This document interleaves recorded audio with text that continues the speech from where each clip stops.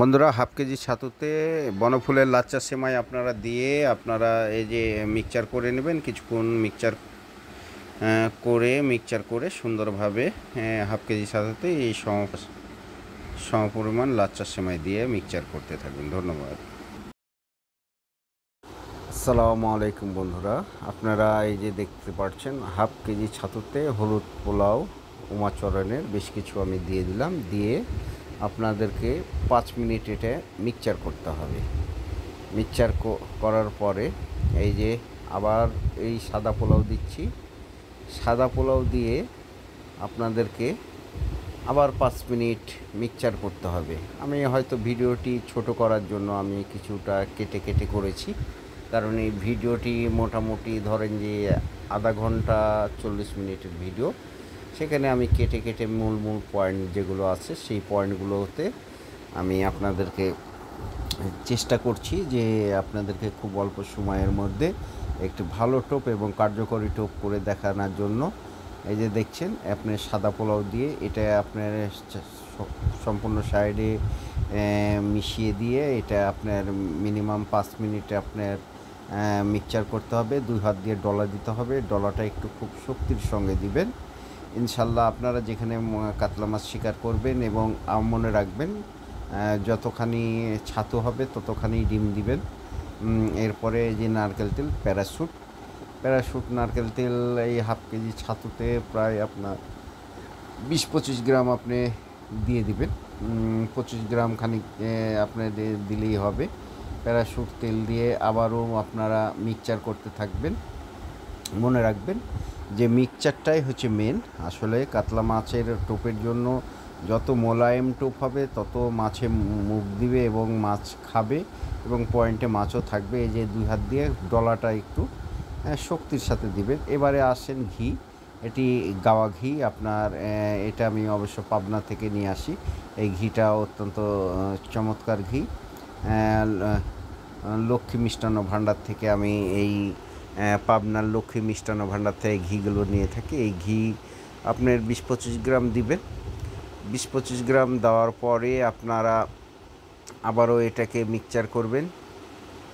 20-25 গ্রাম দেওয়ার পরে এটাকে মিক্সচার করবেন, এবং মিক্সচার করে সুন্দরভাবে আবারও 5 মিনিট কিন্তু আপনারা মিক্সচার করবেন।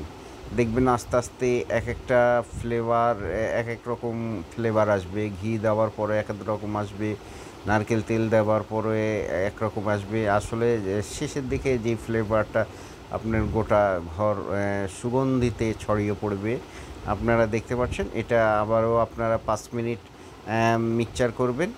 এইভাবে 5 মিনিট করতে করতে আপনার প্রতিটা মিক্সচারই আপনারা 5 মিনিট করে করবেন।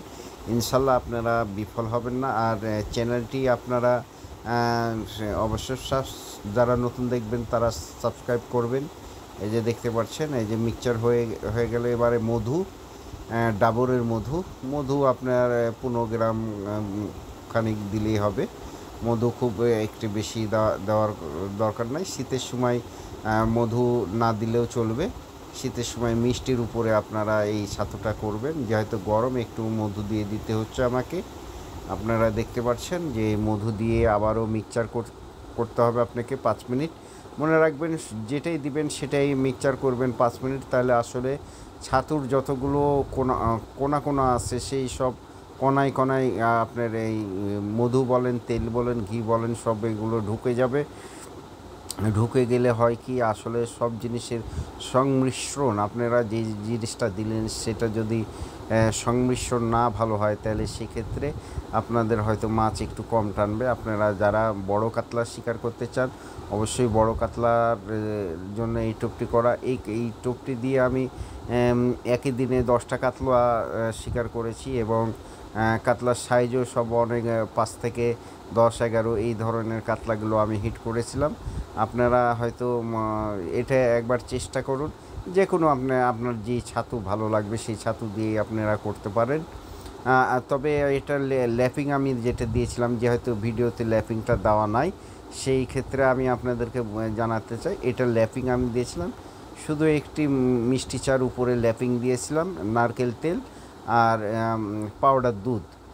যাকে আমরা বিলাতি দুধ আমাদের রাজশাহী ভাষায় বলে থাকি বিলাতি দুধ।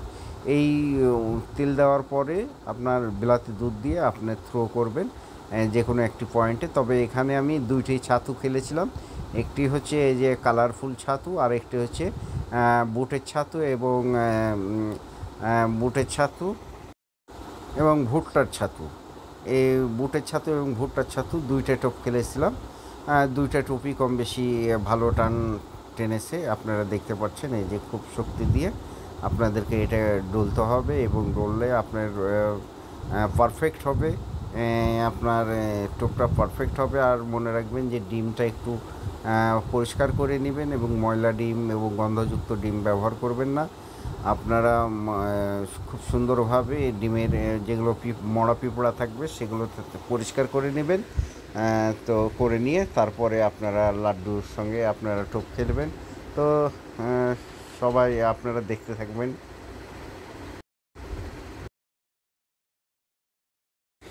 এবারে আসি আপনার দুধের স্বর।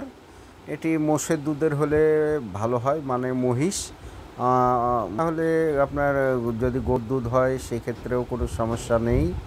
আপনারা দেখুন এই দুধগুলো আমি ফেটে নিলাম এবং হাতে যেগুলো স্বর আছে সেই স্বরটা আমি একটু মাখিয়ে নিচ্ছি, কারণ হাতটাকেও আমাকে ক্লিয়ার করতে হবে এবং দুধের স্বরটা অত্যন্ত চমৎকার হতে হবে। কোনো রকম টক হওয়া চলবে না, 2-4 দিনের হলে হবে না।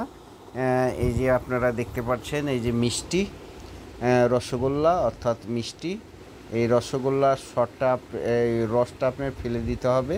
ফেলে দিয়ে এই যে আপনারা দেখতে পাচ্ছেন মোলায়েম করে নিলাম। এই মোলায়েম করে আবার ফেটতে থাকতে হবে, এটাও 5 মিনিট আপনারা ফেটবেন। এই ফেটে সুন্দরভাবে একটি ভালো একটি টোপ করতে হলে আপনারা মিনিমাম 5 মিনিট করে প্রতিটি মিক্সচার করবেন।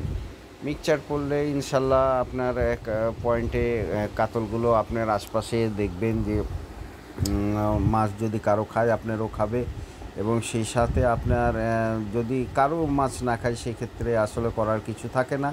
পুকুরের যদি সমস্যা থাকে হয়তো কারো মাছ খাবে না, সেক্ষেত্রে যে আপনি মাছ পাবেন সেটা বলা যাবে না। আমি এই টোপটি করে আপনার প্রায় 10টি কাতলা হিট করেছি। এই যে আপনাদেরকে দুধের স্বর দেখালাম, দুধের স্বর গামলার প্রতিটি সাইডে আপনার লাগিয়ে দেবেন। লাগিয়ে দিলে দেওয়ার পরে আপনার এখানে দুধের স্বর হয়তো 1 থেকে 150 গ্রাম আপনার দিতে পারেন হাফ কেজি ছাতুতে।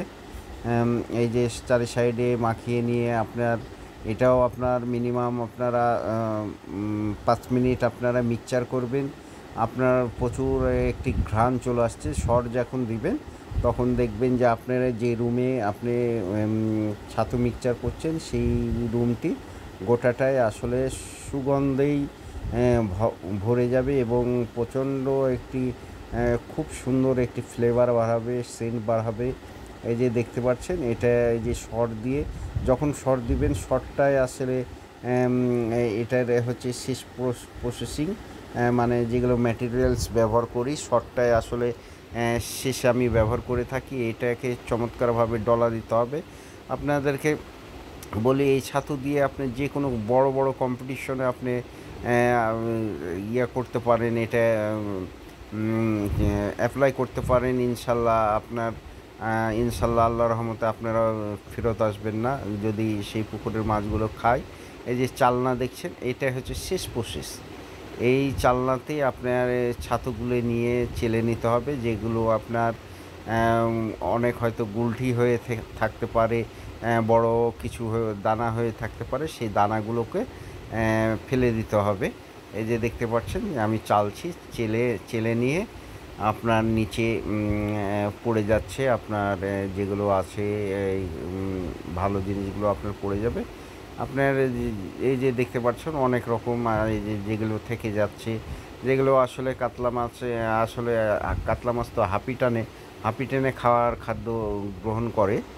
সেই ক্ষেত্রে আপনার বড় কিছু গেলে সেটা হচ্ছে কাতলা মাছের জন্য সমস্যা হয়। কিছুটা আধার দেখতে পাচ্ছেন আমি এটাতে ঢেলে নিলাম। এই যে শেষ প্রসেসিংটা আপনার চেলে নিচ্ছি। চেলে নেওয়ার পরে আপনাদেরকে তবে অবশ্যই আমি বলি যে এটাতে আপনার প্রথম অবস্থায় আপনারা কোনো রকম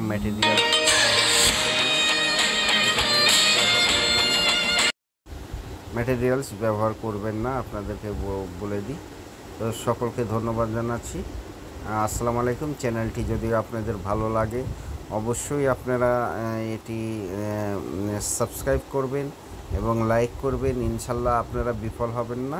এই যে দেখতে পাচ্ছেন সবগুলো আমি এখানে গুছিয়ে নিয়েছি প্রায় শেষ পর্যায়ের জিনিসটা আপনারা দেখতে পেলেন কিভাবে টোপ করলাম। যদি ভালো লাগে অবশ্যই আপনারা কমেন্ট করবেন, আর যদি ভালো না লাগে অবশ্যই ভিডিওটি এড়িয়ে যাবেন।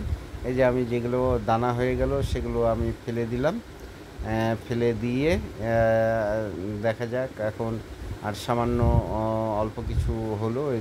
এগুলো অবশ্য চার হিসাবে আপনি ব্যবহার করতে পারেন। যদি আপনার যেখানে পয়েন্টে ফেলবেন সেখানে একটু চারের সঙ্গে একটু মিষ্টি চারের সঙ্গে মিশিয়ে আপনি পয়েন্টে ফেলতে পারেন, এটাও একটি চার হয়ে যাবে কাতলার জন্য, লাড্ডু চার। তো আমি আসলে আমি যেভাবে টোপ করি আপনাদেরকে সেইভাবেই আমি দেখালাম। তো আপনারাও করে দেখতে পারেন। যে কোনো ছাতু আপনার পছন্দের যে কোনো ছাতু আপনি ব্যবহার করতে পারেন। তো বন্ধুরা আর বেশি কিছু বলছি না। আপনারা সকলে ভালো থাকবেন, সুস্থ থাকবেন, আমার জন্য দোয়া করবেন এবং আমার চ্যানেলের পাশে থাকবেন। তো সকলকে